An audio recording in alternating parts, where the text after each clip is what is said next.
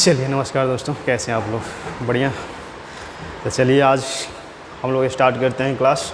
और आज का हमारा टॉपिक है कर्नाटक का युद्ध, प्रथम कर्नाटक का युद्ध। चलिए तो देखते हैं प्रथम कर्नाटक का युद्ध क्या था। चलिए देखिए, प्रथम कर्नाटक का युद्ध जो हुआ था वो आपका 1740 से लेकर 1748 तक चला था। प्रथम कर्नाटक युद्ध 1740 से लेकर 1748 तक चला था। प्रथम कर्नाटक युद्ध में जो प्रत्यक्ष रूप से लोग था, तब प्रत्यक्ष रूप से इसमें था कर्नाटक के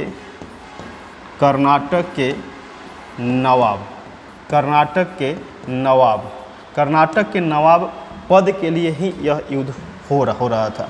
प्रत्यक्ष रूप से कर्नाटक के नवाब पद के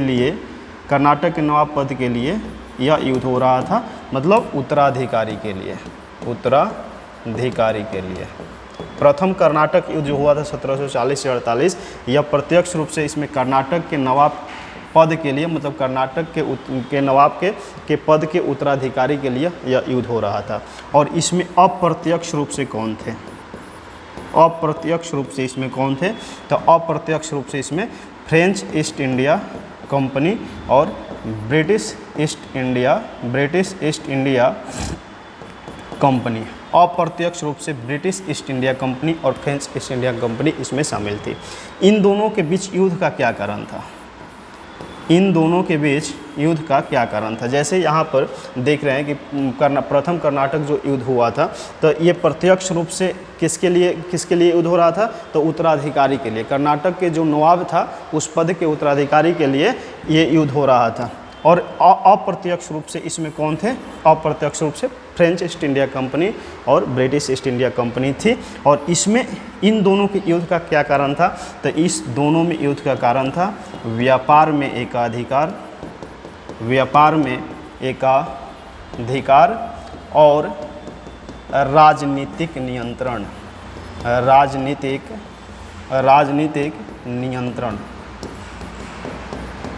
ब्रिटिश ईस्ट इंडिया कंपनी और फ्रेंच ईस्ट इंडिया कंपनी में युद्ध का क्या कारण था? तो व्यापार में एकाधिकार और क्या था? राजनीतिक नियंत्रण। देखिए यहाँ पर 1740 में ऑस्ट्रिया में उत्तराधिकारी का युद्ध शुरू हो गया। कहाँ पे? ऑस्ट्रिया में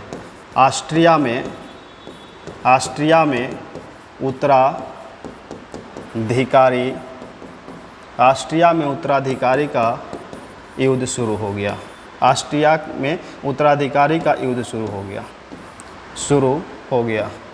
में उत्तराधिकारी का युद्ध शुरू हुआ। कब हुआ? 1740 में। इसमें भी कौन सी शक्तियाँ थे? तो इसमें भी एक तरफ से फ्रांस और एक तरफ से अंग्रेज। फ्रांस और अंग्रेज एक दोनों लड़ रहे थे। तो यूरोप में, ऑस्ट्रिया आपका यूरोप में है, तो यूरोप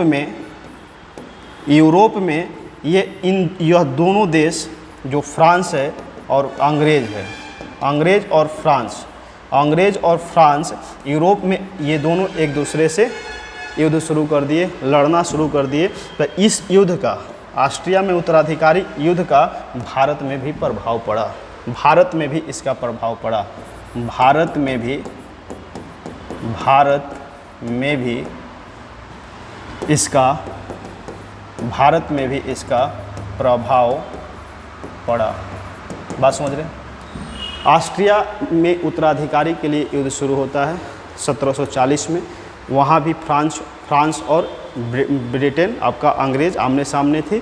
और फ्रांस में ऑस्ट्रिया में जब उत्तराधिकारी का युद्ध वहाँ पर यूरोप में चल रहा था, तब भारत में भी फ्रांस और आपका ब्रिटेन के साथ, अंग्रेज के साथ युद्ध शुरू हो गया। जब ये युद्ध शुरू हुआ उस समय भारत में पांडिचेरी का जो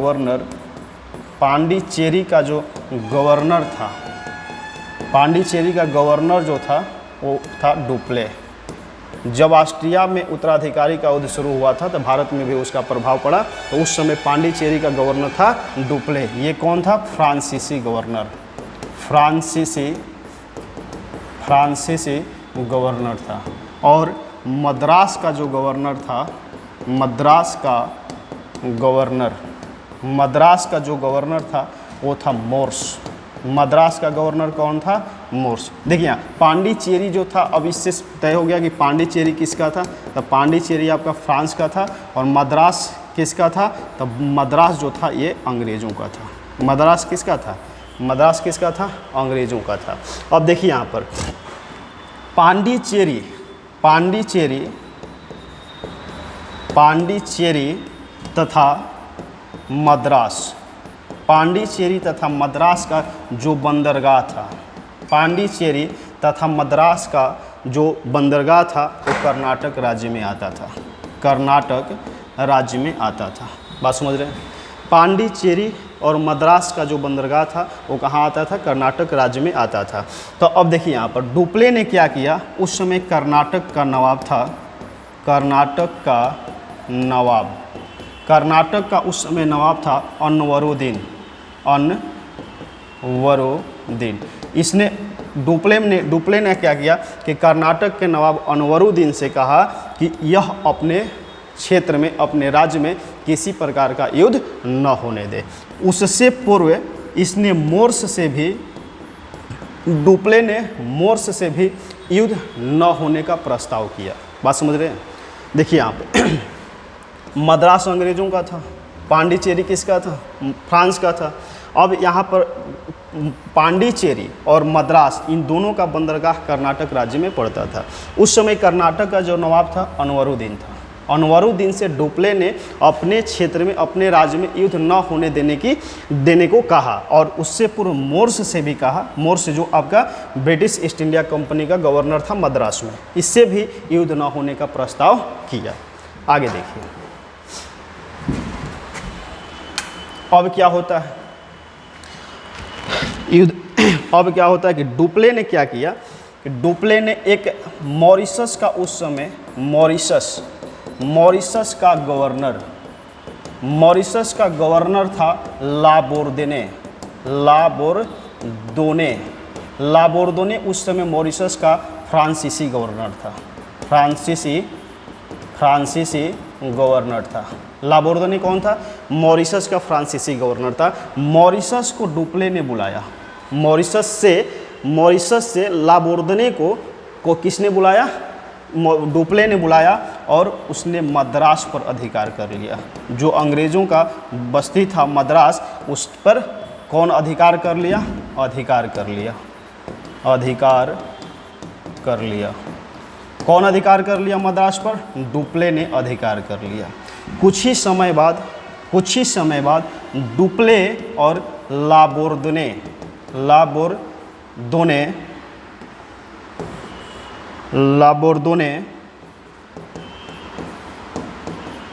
कुछ ही समय बाद डुप्ले और लाबोर्दोने में क्या हो जाता है? मतभेद हो जाता है। इन दोनों में मतभेद हो जाता है।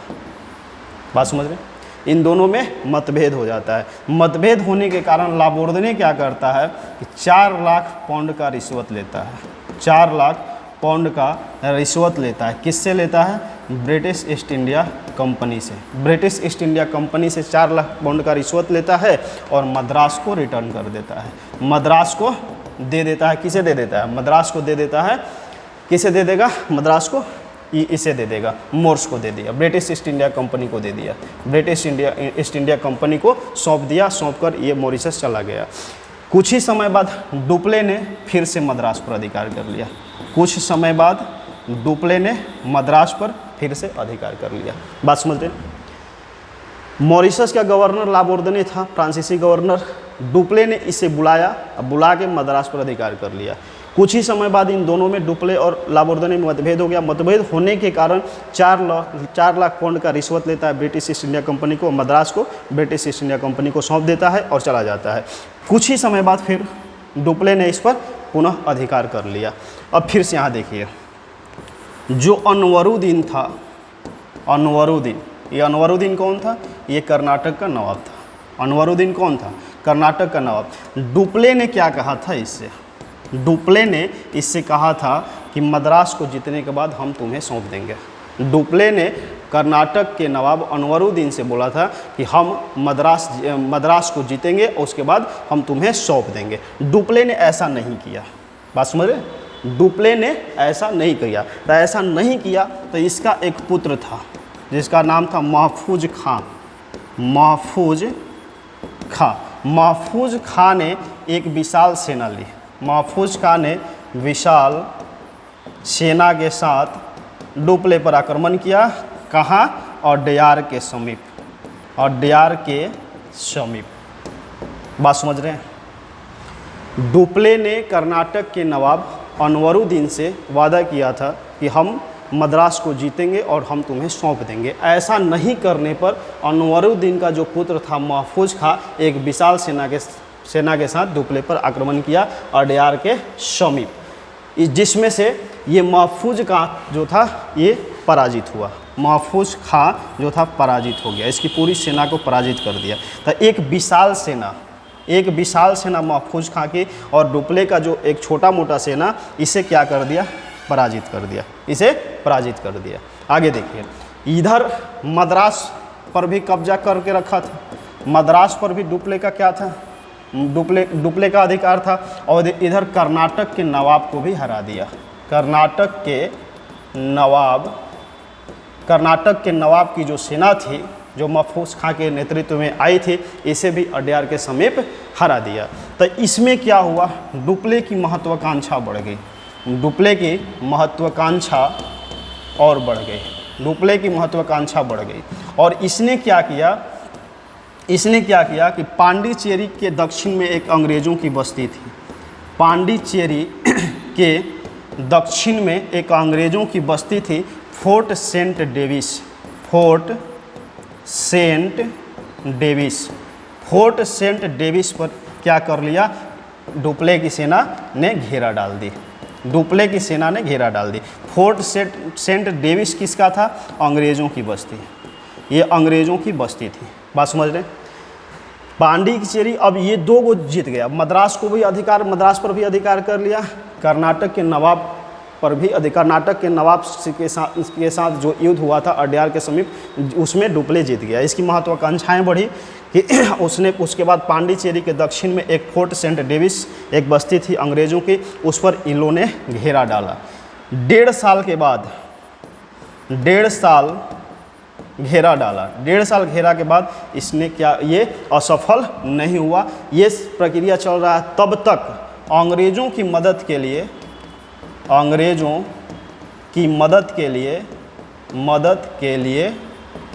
और सेना आ गई। ब्रिटेन से और सेना आ गई। अंग्रेज़ों की मदद करने के लिए ब्रिटेन से और सेना आ गई। और जब सेना और अंग्रेज़ों की मदद करने के लिए आई तो इसने क्या किया कि इसने पांडिचेरी को घेर लिया। पांडिचेरी को किसने घेर लिया? अंग्रेज़ों ने। पांडिचेरी जो किसकी बस्ती थी? पांडिचेरी किसकी थी? फ्रांस की थी। इसने घेर लिया। तो ये भी क्या होगा? असफल हुआ। ये भी असफल हो गया। बात समझ रहे?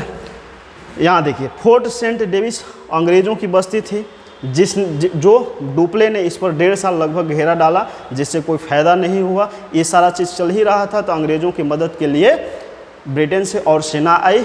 उसने पांडिचेरी को घेर लिया, लेकिन वो भी इसमें असफल हो गया। तब तक क्या होता है कि 1748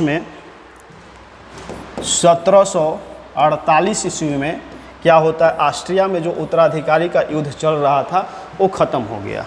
एक्स-ला-शापेल संधि के तहत।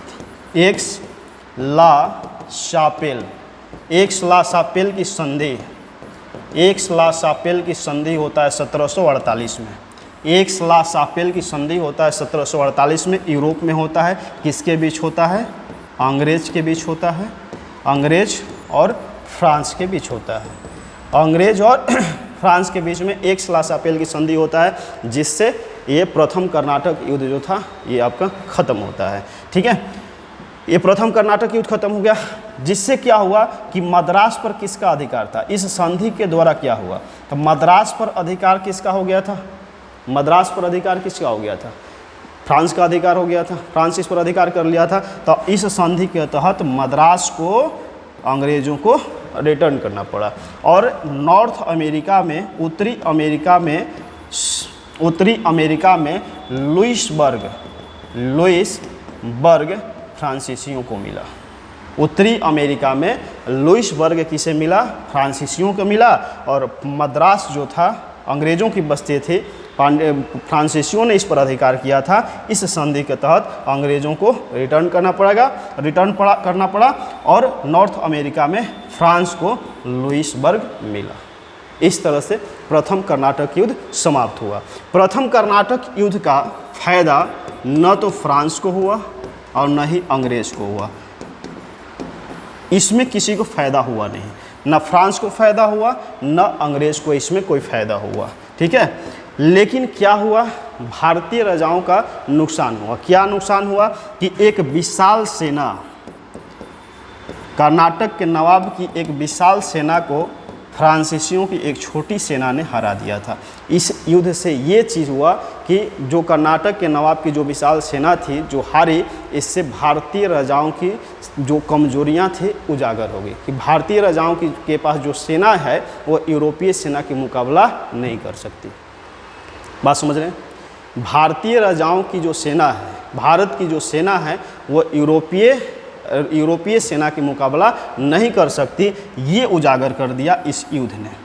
इस युद्ध ने ये उजागर किया। जो विशाल सेना लेकर आया था वो कौन था? महफूज खां। वो कौन था? महफूज खां। और महफूज खां को डुप्ले की जो सेना थी बुरी तरह से पराजित करता है। तो ये तो तय हो गया यहाँ पे कि भारतीय राजाओं की जो सेना है वो कमज़ोर है यूरोपीय राजाओं की सेना से। अब यहाँ पर एक चीज़ निश्चित हो गया, एक चीज़ यहाँ पर निश्चित हो गया कि जिस देश के पास जल सेना की शक्ति मजबूत होगी, क्योंकि पांडिचेरी पर ब्रिटेन जब घेरा डाला था तो जल सेना ही यूरोप से आई थी। पानी वाला जो सेना थी वही यहाँ पर भारत में आई और पांडिचेरी को घेरा था। तो इस युद्ध से ये एक तय हो गया कि जिस देश के पास जल सेना जितनी मजबूत होगी सत्ता वही स्थापित करेगा भारत में। बात समझ रहे हैं? जिस देश के पास जल सेना जितनी मजबूत होगी वही भारत पर सत्ता स्थापित करेगा। ये चीज़ हुआ। इससे और क्या हुआ कि डुप्ले और उस समय रॉबर्ट क्लाइव भी आ गया था। डुप्ले और रॉबर्ट क्लाइव की महत्वाकांक्षाएं बढ़ गई। इन दोनों की महत्वाकांक्षा, डुप्ले जो था फ्रांसीसी गवर्नर था और ये कौन था? ये अंग्रेज़ों का सेनापति था रॉबर्ट क्लाइव। इन दोनों की महत्वाकांक्षाएं बढ़ी और इन दोनों ने यह निश्चित कर लिया इस युद्ध के बाद कि अब भारत में राजनीतिक नियंत्रण स्थापित करने का यह निश्चित कर लिया प्रथम कर्नाटक युद्ध खत्म होने के बाद कि अब आसानी से हम भारत में राजनीतिक नियंत्रण स्थापित कर पाएंगे। ठीक है दोस्त, तो ये हमारा कर्नाटक का प्रथम युद्ध था और इसमें यही चीज़ हुआ लास्ट में कि भारतीय राजाओं की जो सेना थी उसकी कमियां जो थी ये उजागर हुई, जो बाद में अंग्रेज़ी और फ्रांसीसियों को काफ़ी फ़ायदा इसका मिला। तो ठीक है दोस्त, आज इतना ही। फिर हम लोग अगले क्लास में मिलेंगे नेक्स्ट टॉपिक के साथ। ठीक है, ओके।